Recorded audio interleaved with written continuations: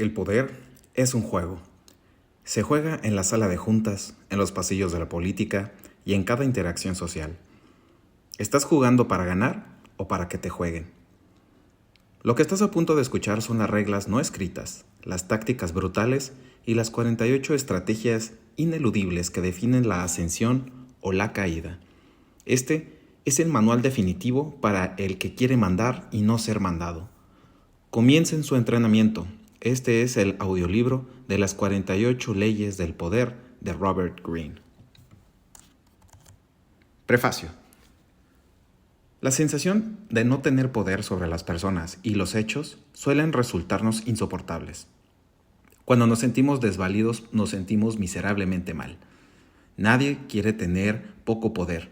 Por el contrario, todos aspiramos a poseer una cuota cada vez mayor. Sin embargo, en el mundo en que vivimos en la actualidad, resulta peligroso demostrar demasiadas ansias de poder o actuar abiertamente para obtenerlo.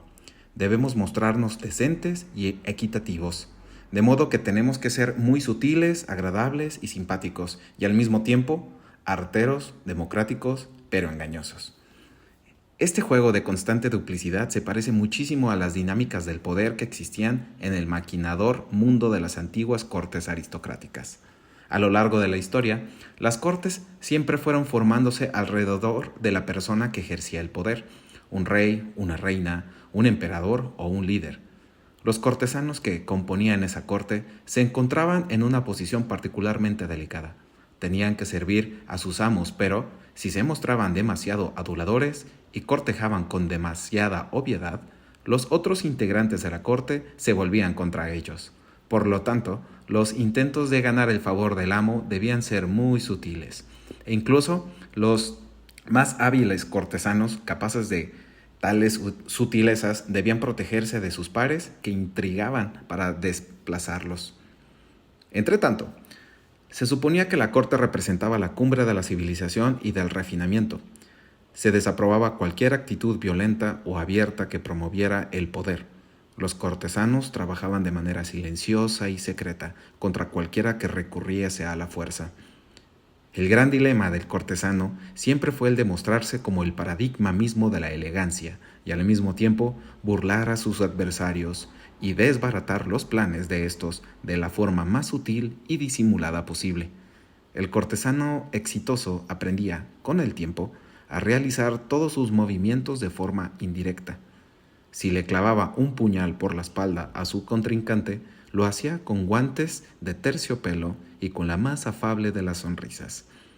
En lugar de recurrir a la coerción o a la franca traición, el cortesano perfecto lograba sus objetivos a través de la seducción, el encanto, el engaño y las estrategias más sutiles, planificando siempre sus movimientos por adelantado. La vida en la corte era un juego permanente, que exigía vigilancia constante y agudo pensamiento táctico. Era una guerra civilizada. Hoy en día encontramos una paradoja similar a la del cortesano del Renacimiento. Todo debe aparecer civilizado, decente, democrático y lograr a través del juego limpio. Pero si nos atenemos en forma excesivamente estricta a estas pautas, si las tomamos demasiado al pie de la letra, seremos aplastados por aquellos de entre quienes nos rodean, que son menos ingenuos que nosotros. Como dijo el gran diplomático y cortesano del Renacimiento, Nicolás Maquiavelo, todo hombre que intente ser bueno todo el tiempo terminará arruinado entre la gran cantidad de hombres que no lo son.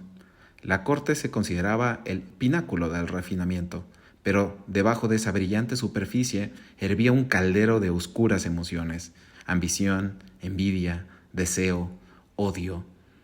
También nuestro mundo actual se considera el pináculo de la equidad y la justicia, pero son las mismas oscuras emociones de siempre las que laten dentro de cada individuo. El juego es el mismo. Por fuera hay que simular respeto y cortesía, mientras que por dentro, salvo que usted sea un necio, deberá aprender rápidamente a ser prudente y seguir el consejo de Napoleón. Cubre tu mano de hierro con un guante de terciopelo. Si al igual que el cortesano de otros tiempos, usted logra dominar el arte del juego indirecto, aprendiendo a seducir, encantar, engañar y maniobrar sutilmente, a sus adversarios, accederá al pináculo del poder. Logrará que la gente se doblegue a su voluntad, sin darse cuenta de sus maniobras y, al no darse cuenta, tampoco le opondrán resistencia ni alimentarán resentimiento contra usted. Para algunos, la idea de desarrollar en forma consciente los juegos de poder, aunque se lo haga de manera indirecta, resulta malvada, antisocial, un recuerdo del pasado. Creen que pueden salir del juego, comportándose de una manera que no tiene nada que ver con el poder. Es necesario cuidarse de ese tipo de personas porque mientras hacia afuera expresan esas convicciones, por dentro suelen ser los más adictos participantes del juego del poder. Utilizan estrategias que disimulan con habilidad la naturaleza de la manipulación que están ejerciendo. Estos individuos suelen hacer gala de su debilidad y de su falta de poder, como si tratase de una virtud moral. Pero quienes de veras carecen de poder no muestran su debilidad con el fin de ganar simpatía o respeto. Cuando se hace marcada ostentación de las propias debilidades, en realidad se está utilizando una estrategia muy eficaz, sutil y engañosa del juego de poder. Otra estrategia del individuo que, supuestamente, no se dedica a buscar un afán del poder consiste en exigir la igualdad en todas las áreas de la vida. Según esas personas, todos debieran recibir el mismo trato, sea cual fuera su posición y su fuerza. Pero sí, para evitar el tinte con que suele marcar el poder, se intenta tratar a todos por igual, de modo equitativo. Se comprueba que existen personas que hacen determinadas cosas mejor que los demás. Tratar a todos por igual equivale a ignorar sus diferencias y, por ende, elevar al menos capaz y rebajar a quienes se destacan. También en ese caso, muchos de los que actúan de esta forma en realidad están haciendo gala de otra de las estrategias del poder, el redistribuir las recompensas a su antojo. Otra forma de evitar el juego de poder es demostrar una absoluta sinceridad, dado que una de las principales técnicas de quienes buscan el poder es el engaño y el disimulo. Cuando se es muy franco, inevitablemente se lastima e insulta a muchas personas, algunas de las cuales optarán por devolver el golpe recibido. Nadie verá esas afirmaciones sinceras como algo por completo objetivo y carente de motivaciones personales, y además estarán en lo cierto. La sinceridad suele ser, en efecto, una estrategia de poder, dirigida a convencer a la gente de que se es noble, altruista y de buen corazón. Es una forma de persuasión e incluso de sutil coerción. Por último, quienes afirman no participar de este juego suelen adoptar un aire ingenuo que los protege de la acusación de perseguir el poder. También en este caso es recomendable tener cuidado, dado que el manto de la ingenuidad puede constituir una eficaz manera de fingir y engañar. Muéstrese más tonto de lo que es, dice la ley número 21. E incluso la candidez genuina no se encuentra libre de las trampas del poder. Los niños pueden ser ingenuos en muchos aspectos, pero a menudo actúan a partir de una necesidad fundamental de ejercer el control sobre quienes lo rodean. El niño, por lo general, tiene una gran sensación de impotencia en el mundo de los adultos y por lo tanto utiliza todos los medios que se hallen a su disposición para imponer su voluntad. Individuos genuinamente inocentes pueden estar, sin embargo, comprometidos con el juego del poder y con frecuencia son horrendamente eficaces en él, dado que no se ven trabados por la reflexión. También aquí, quienes hacen gala de su inocencia suelen ser los menos inocentes. Es posible reconocer a quienes supuestamente se abstienen de participar en el juego de la búsqueda del poder, por la manera en que hacen alarde de sus cualidades morales, de su piedad o de su exquisito espíritu de justicia. Pero, puesto que a todos tenemos ansias de poder y que casi todas nuestras acciones tienen por objetivo obtenerlo, quienes dicen que no lo buscan, lo procuran encandilarnos y distraernos de sus juegos de poder a través de sus aires de superioridad moral. Si se lo observa con detenimiento, se comprobará que con frecuencia son los más hábiles de todos cuando se trata de manipular indirectamente a los demás, cosa que algunos hacen en forma por entero inconsciente. y de ninguna manera toleran que se difundan las tácticas que utilizan a diario. Si el mundo es como una gigantesca corte intrigante y manipuladora en la cual nos hallamos todos atrapados, no tiene sentido alguno tratar de eludir el juego. Esto solo nos privará del poder, y la impotencia nos hará sentir más desgraciados. En lugar de luchar contra lo inevitable, en lugar de argumentar, gemir y sentirse culpable, es mucho mejor destacarse en el juego del poder. La verdad es que, cuanto mejor sea y sepa manejar el poder, tanto mejor será como amigo, como amante, como pareja y persona. Al seguir el camino del cortesano perfecto, aprenderá a hacer sentir bien a los demás y se convertirá en una fuente de placer para ellos, que pasarán a depender de sus habilidades y ansiarán su presencia. Dominar las 48 leyes que se presentan en este libro les ahorrará a los demás el dolor que genera el mal uso del poder, que es como jugar con fuego sin conocer sus propiedades. Si el juego del poder es ineludible, es mejor ser un artista que un burdo principiante o un negador. Aprender este juego existe y exige adecuarse a una cierta forma de ver el mundo, a un cambio de perspectiva. Requiere esfuerzos y años de práctica, ya que las aptitudes necesarias no aparecen en forma espontánea. Se necesita dominar ciertas habilidades básicas y solo cuando las haya dominado, se hallará en condiciones de aplicar con mayor facilidad las leyes que gobiernan el logro del poder.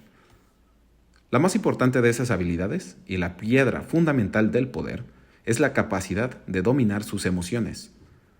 Las respuestas emocionales suelen ser la mayor y principal barrera que los separa del poder. Un error le costará mucho más que cualquier satisfacción temporaria que pueda producirle la expresión de sus sentimientos en un momento dado. Las emociones nublan la razón, y, si no es capaz de ver la situación con claridad, no podrá prepararse para ella ni responder con un cierto grado de control. La ira es la más destructiva de las reacciones emocionales, ya que es la que más intensamente nubla la visión. También ejerce un efecto multiplicador que de manera invariable toma la situación cada vez menos controlable, incrementando la intrepidez de su enemigo. Si usted procura destruir a un enemigo que lo ha herido, deberá lograr que baje la guardia, fingiendo amabilidad frente a él, en lugar de dejar traslucir su ira. El amor y los afectos también son potencialmente destructivos, al cegarlo o a los intereses, con frecuencia egoístas, de quienes usted menos sospecha que se hallen involucrados en el juego del poder. No es posible reprimir la ira o el amor, o evitar experimentar estos sentimientos, ni deberá intentarlo, pero sí debería tener mucho cuidado con el modo de expresarlos y, lo más importante, no permitir nunca que influyan sobre sus planes y estrategias. Estrechamente relacionada con la capacidad de dominar sus emociones se halla la habilidad de distanciarse del momento presente y reflexionar de manera objetiva sobre el pasado y el futuro. Como Jano, la deidad romana de 2 rostros, guardiana de todas las puertas y entradas, deberá ser capaz de mirar a la vez en ambas direcciones, a fin de poder lidiar mejor con el peligro, cualquiera sea la dirección de que provenga. Este es el rostro que debe forjarse, una cara que otee continuamente el futuro y otra que examine el pasado. Para el futuro, su lema debería ser: ni un día sin estar alerta. Nada debiera tomarlo por sorpresa, porque usted está imaginando constantemente los potenciales problemas, antes de que estos se produzcan. En lugar de perder el tiempo soñando con el final feliz de su plan o proyecto, debe trabajar sobre el cálculo de cualquier posible trastorno o problema que pudiese surgir en su desarrollo. Cuanto más lejos logre ver, más pasos podrá prevenir y más poderoso será. El otro rostro de Jano mira hacia el pasado, pero no para recordar dolores o alimentar resentimientos. Esto solo reducirá su poder. La mitad del secreto del juego radica en aprender a olvidar los hechos del pasado que lo van carcomiendo y que nublan su visión. El verdadero objetivo de esa mirada hacia el pasado es llevar a cabo un constante proceso de autoeducación, mirar hacia el pasado para aprender de quienes lo precedieron.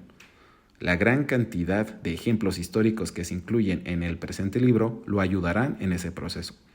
Una vez analizado el pasado histórico, se detendrá a mirar el pasado más inmediato, poniendo bajo la lupa sus acciones y las de sus amigos.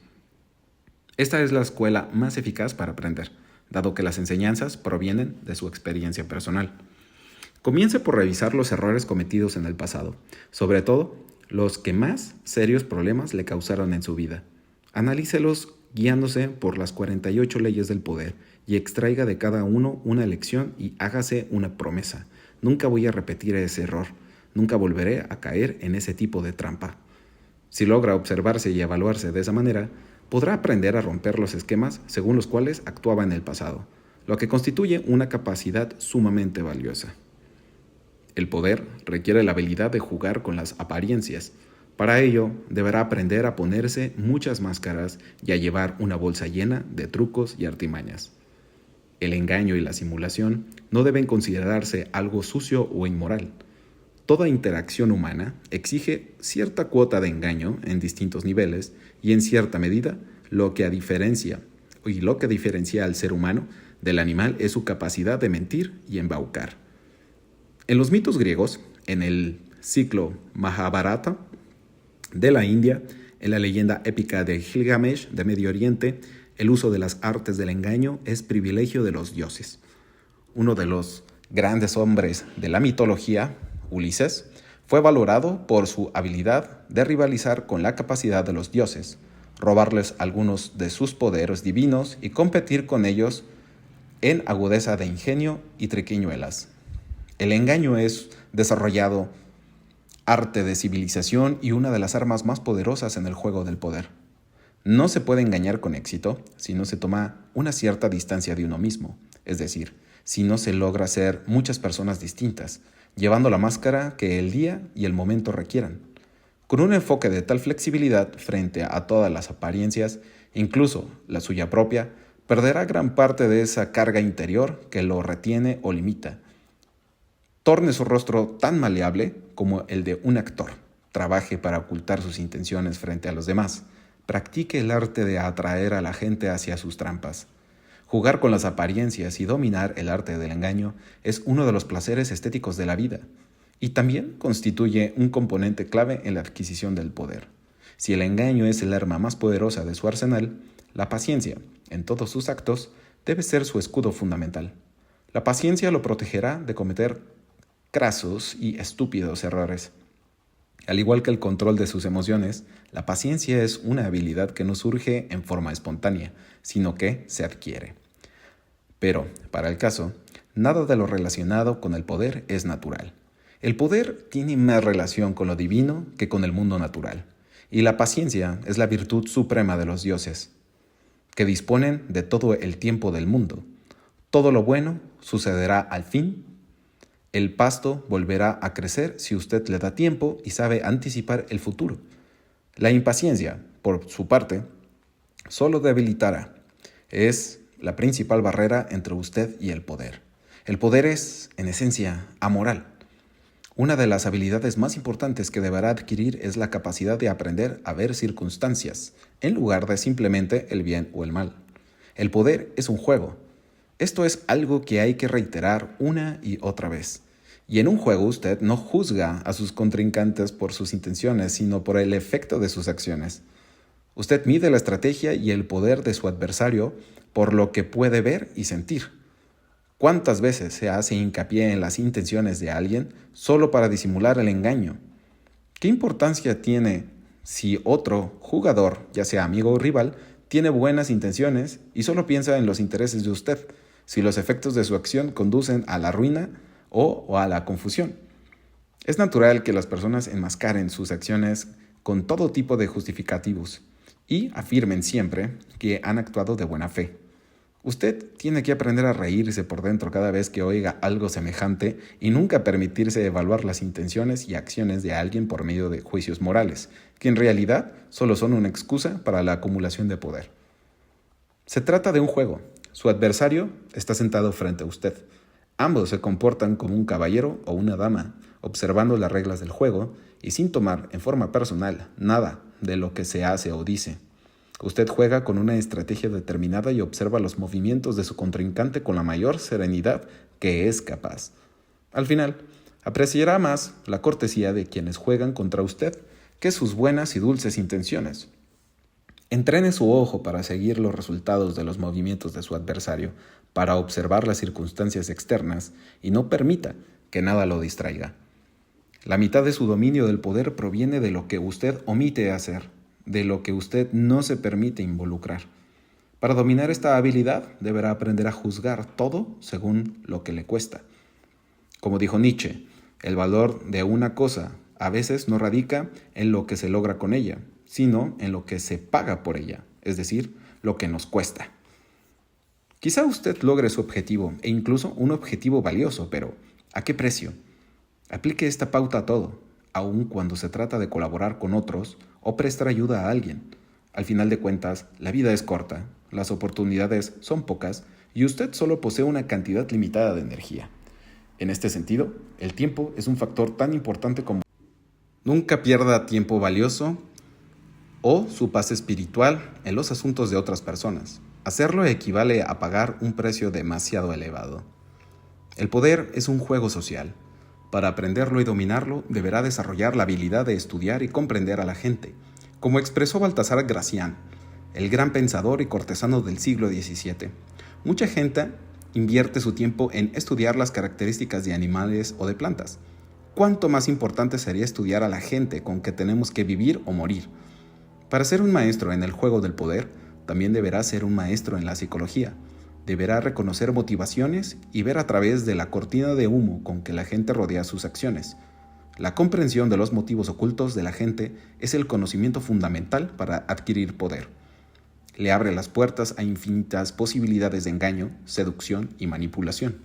El ser humano es infinitamente complejo y usted podrá pasarse la vida entera observando a la gente sin comprenderla por completo. De ahí que sea de crucial importancia comenzar su aprendizaje ya mismo. Al hacerlo, también deberá tener presente un principio importante. Nunca discrimine a quien estudie ni en quien confíe. Nunca confíe en nadie por completo y estudie a todo el mundo, incluso a sus seres queridos y a sus amigos. Por último, deberá aprender a tomar siempre por el camino indirecto hacia el poder. Disimula su astucia, como una bola de billar que carambolea varias veces antes de dar en el blanco. Sus movimientos deberán ser planificados y desarrollados de la manera menos evidente. Al aprender el arte de la acción indirecta, prosperará en las cortes modernas, ya que aparentará ser un paradigma de decencia y en cambio será un manipulador consumado. Considere las 48 leyes del poder como una especie de manual en el arte del accionar indirecto. Estas leyes se basan en inscritos de hombres y mujeres que han estudiado y llegado a dominar el juego del poder. Estos escritos abarcan un periodo de más de 3.000 años y fueron creados en civilizaciones tan dispares como la antigua China y el Renacimiento italiano.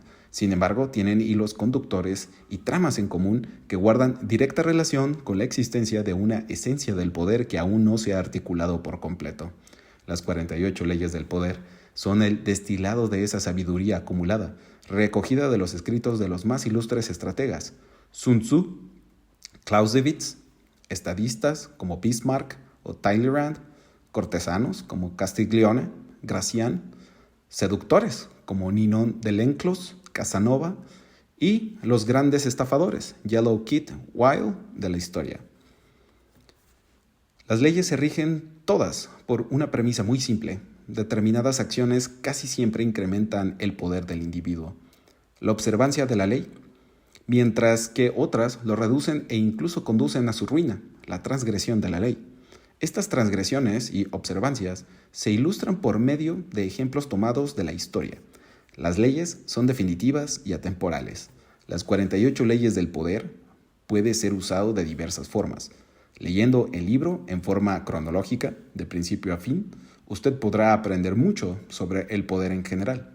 A pesar de que quizá le parezca que alguna de las leyes no tienen relación directa con su vida, es probable que en el transcurso del tiempo descubra que todas ellas tienen cierta aplicación y que, de hecho, se hallan todas interrelacionadas. Al obtener un panorama general de todo el tema, le será posible evaluar sus propias acciones en el pasado y obtener un mayor grado de control sobre sus circunstancias inmediatas. Una lectura detenida y profunda del libro seguirá inspirando su forma de pensar y de reevaluar sus actos aún mucho después de haberla finalizado. El libro también ha diseñado para hojearlo y analizar la ley que, en un momento determinado, le resulte más cercana a su realidad. Supongamos que está viviendo un problema con un superior y no logra comprender por qué sus esfuerzos no han obtenido mayor reconocimiento o conducido a un ascenso. Varias de las leyes se refieren de manera específica a la relación entre jefe y subordinado, y sin duda usted está transgrediendo alguna de ellas. La lectura de los párrafos iniciales, referidos a las 48 leyes, en la tabla de contenidos de este libro, le permitirá identificar la ley relacionada con su situación específica. Por último, el libro puede ser leído sin seguir un orden específico, por mero entretenimiento y para emprender un grato recorrido por las debilidades y los grandes logros de quienes nos han precedido en el tiempo y en la historia en el juego de poder. Pero aquí cabe hacer una advertencia para quienes pretendan leer este libro por simple y superficial diversión. El poder es, a su manera, infinitamente seductor y engañoso. Es un laberinto, y su mente quedará atrapada en la resolución de sus innumerables problemas cuando menos lo piense. Se dará cuenta de cuán profundamente se ha enfrascado en el tema. Es decir, que el libro resulta mucho más divertido si se lo toma en serio. Un tema tan crítico no admite frivolidades. Los dioses del poder desaprueban a los frívolos. Solo brindan satisfacción plena a quienes estudian y reflexionan y castigan a quienes chapotean en lo llano, buscando apenas pasarla bien. Cualquier hombre que intente ser bueno todo el tiempo terminará yendo a la ruina entre la gran cantidad de hombres que no lo son. Por lo tanto, un príncipe que quiera conservar su autoridad deberá aprender a no ser bueno y usar ese conocimiento o prescindir de su uso según las necesidades que se presenten. El príncipe de Nicolás Maquiavelo del 1461 al 1527. Aquí termina el prefacio.